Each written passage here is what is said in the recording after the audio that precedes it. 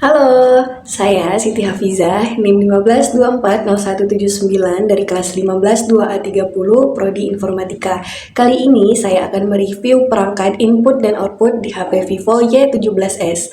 HP ini sudah saya pasang anti-gores matte anti-spy.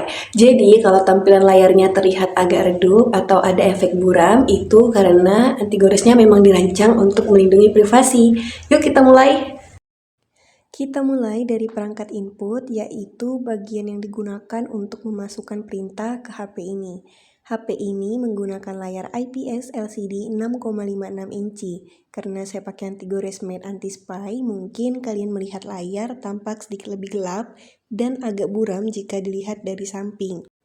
Tapi jangan khawatir, ini memang fitur untuk melindungi privasi supaya orang lain tidak bisa mengintip layar kita dari samping. Dari segi respons sentuhan, layar tetap berfungsi dengan baik, tapi mungkin terasa sedikit lebih kasar saat disentuh dibanding tanpa anti-gores.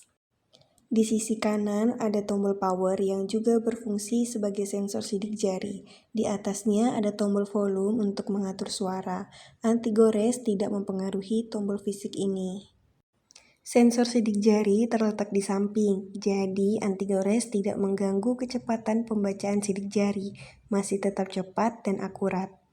HP ini punya mikrofon bawaan yang digunakan untuk telepon, perekaman suara, dan asisten suara. Karena letaknya di bawah, anti-gores tidak berpengaruh ke suara yang masuk.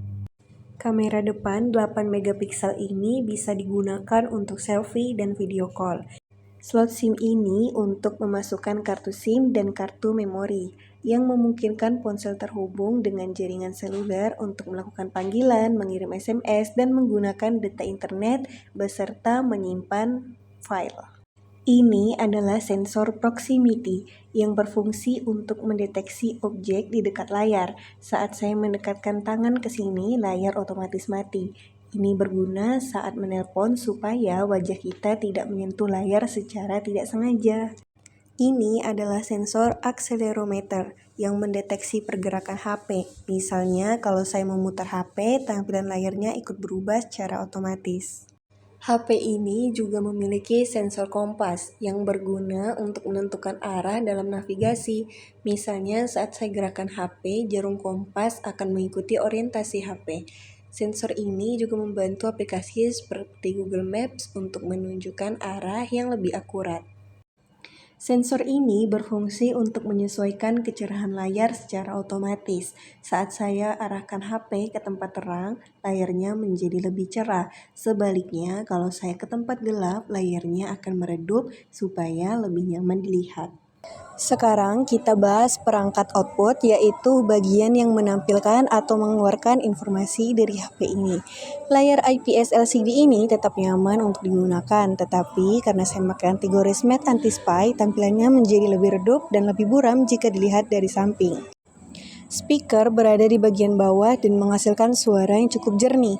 Anti-gores tidak mempengaruhi kualitas suara karena letaknya di layar saja. Back to Nero. Kalau kalian belum subscribe ke channel ini, jangan lupa klik tombol subscribe-nya sekarang juga.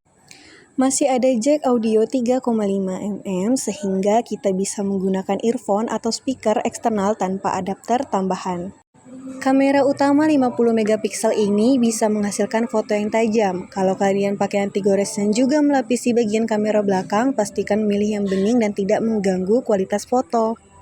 Lampu flash LED cukup terang untuk membantu pencahayaan saat mengambil foto atau sebagai senter. HP ini juga memiliki haptic feedback yang tetap terasa saat mengetik atau menerima notifikasi meskipun memakai anti-gores. Terakhir ada port USB Type-C. Selain untuk pengisian daya, port ini juga memungkinkan ponsel untuk mentransfer data ke perangkat lain seperti komputer. Jadi, port ini memberikan output data yang penting bagi pengguna.